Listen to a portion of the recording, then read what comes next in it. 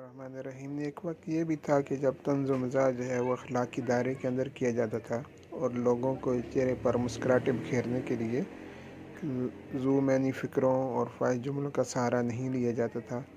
ऐसे ही है एक दौर के बारे में चंद झलकियाँ आप अब। कुर्सी ते बैठे अखबार पढ़न डे बैठे बैठे चोपी हो गए आ। अच्छा। मैं जाके दादा जी नू हिलाया, मैं कहा दादा जी दादा जी 3 बारी बुलाया आ, फिर की होया? चौथी बारी अपने आप बोल पाए। होया की दादा जी नू? ਉਹੀ ਤੇ ਦੱਸਣ ਡਿਆ ਨਾ। ਹੁਣ ਤੂੰ ਦੱਸ ਲੜਾਈਆਂ ਕਿਹੜੇ ਘਰ 'ਚ ਨਹੀਂ ਹੁੰਦੀਆਂ। ਉਹ ਤਾਂ ਹੈ ਹੀ ਹੈ ਜੀ। ਦਾਦੀ ਨਾਲ ਮਾੜੀ ਜੀ ਬਹਿਸ ਹੋਈ ਆ ਤੇ ਦਾਦੇ 'ਚ ਤੈਨੂੰ ਪਤਾ ਗੁੱਸਾ ਹੀ ਬੜਾ ਸੀ। ਉਹ ਤਾਂ ਬਹੁਤ ਸੀ। ਦਾਦਾ ਗੁੱਸੇ ਨਾਲ ਰਸੋਈ 'ਚ ਗਿਆ ਤੇ ਜਾਂਦਿਆਂ ਨੇ ਮਿੱਟੀ ਦਾ ਤੇਲ ਪਾ ਲਿਆ। ਆਪਣੇ ਤੇ? ਨਹੀਂ, ਸਟੋਵ 'ਚ।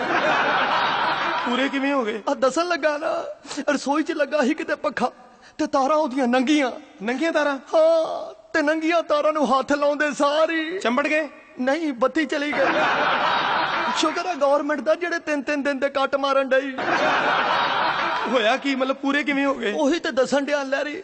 ਜਦੋਂ ਸ਼ਾਮ ਨੂੰ ਮੈਂ ਦਾਦਾ ਜੀ ਦੇ ਕਮਰੇ 'ਚ ਰੋਟੀ ਲੈ ਕੇ ਗਿਆ ਨਾ ਤੇ ਚੰਗੇ ਭਲੇ ਹੱਸਣ ਡਏ ਸੀ।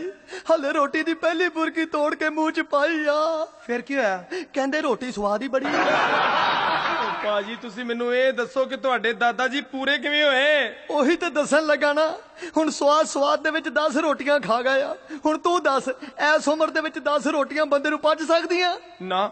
ਉਹੀ ਹੋਇਆ ਜਿਹਦਾ ਡਰ ਸੀ। ਕੀ? ਅੱਗੇ ਤਾਂ ਦਾਦਾ ਜੀ ਤੜਕੇ 4 ਵਜੇ ਸਵੇਰੇ ਉੱਠ ਜਾਂਦੇ ਆ। ਹਾਂ। ਪਰ ਉਦਣ ਹੌਸਲਾ ਰੱਖੋ। ਉਦਣ ਕੀ ਹੋਇਆ? ਉਦਣ 4:30 ਵਜੇ ਉੱਠੇ।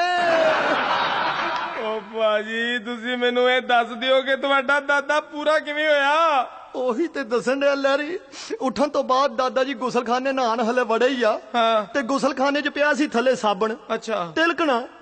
ਹੁਣ ਤੂੰ ਦੱਸ ਲੈਰੀ, 90 ਸਾਲਾਂ ਦਾ ਬਜ਼ੁਰਗ ਅਗਰ ਸਾਬਣ ਤੋਂ ਤਿਲਕ ਜਾਏ ਤੇ ਉਹ ਬਚ ਸਕਦਾ? ਨਾ ਜੀ ਨਾ, ਬਿਲਕੁਲ ਨਹੀਂ। ਪਰ ਦਾਦਾ ਜੀ ਬਚ ਗਏ। ਓਏ ਯਾਰ ਮੈਂ ਤੇਰੇ ਅੱਗੇ ਹੱਥ ਜੋੜਦਾ, ਬਸ ਤੂੰ ਮੈਨੂੰ ਇਹ ਦੱਸ ਦੇ ਕਿ ਤੇਰਾ ਦਾਦਾ ਪੂਰਾ ਕਿਵੇਂ ਹੋਇਆ? ਹੁਣ ਵਿਚਲੀ ਗੱਲ ਦੱਸਾਂ ਲੈਰੀ? ਦੱਸ। ਦਾਦਾ ਜਿਸ ਵੇਲੇ ਨਹਾ ਕੇ ਗੁਸਲਖਾਨੇ 'ਚੋਂ ਬਾਹਰ ਆਇਆ ਹੀ ਆ, ਹਾਂ। ਉਹਨੂੰ ਪੈ ਗਿਆ ਦਿਲ ਦਾ ਦੌਰਾ। ਤੇ ਇਹ ਤੇ ਪੁੱਛਣ ਡਿਆ, ਦੱਸ ਨਾ ਫਿਰ ਕੀ ਹੋਇਆ? ਤੇ ਸਾਨੂੰ ਪੈ ਗਈਆਂ ਭਾਜੜਾ। ਅੱਛਾ। ਅਸੀਂ ਦਾਦਾ ਜੀ ਨੂੰ ਕਾਰ ਦੇ ਵਿੱਚ ਲੰਮੇ ਪਾ ਕੇ ਹਲੇ ਹਸਪਤਾਲ ਪਹੁੰਚੇ ਹੀ ਆ। ਅੱਛਾ। ਤੇ ਡਾਕਟਰ ਨੇ ਨਬਜ਼ ਦੇਖ ਕੇ ਉਸੇ ਵੇਲੇ ਕਹਿਤਾ ਕੀ?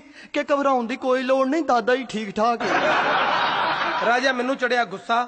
ਆਖਿਰ ਉਹਨੂੰ ਮੈਂ ਫਿਰ ਗੁੱਸੇ ਵਿੱਚ ਕਹਿ ਹੀ ਦਿੱਤਾ ਕਿ ਉਹ ਮੈਂ ਕਿਹਾ ਗੱਲ ਸੁਣੋ, ਮੈਂ ਚੱਲਿਆ, ਜਦੋਂ ਤੇਰਾ ਦਾਦਾ ਪੂਰਾ ਹੋਏਗਾ ਉਦੋਂ ਮੈਨੂੰ ਸੱਦ ਲਈ।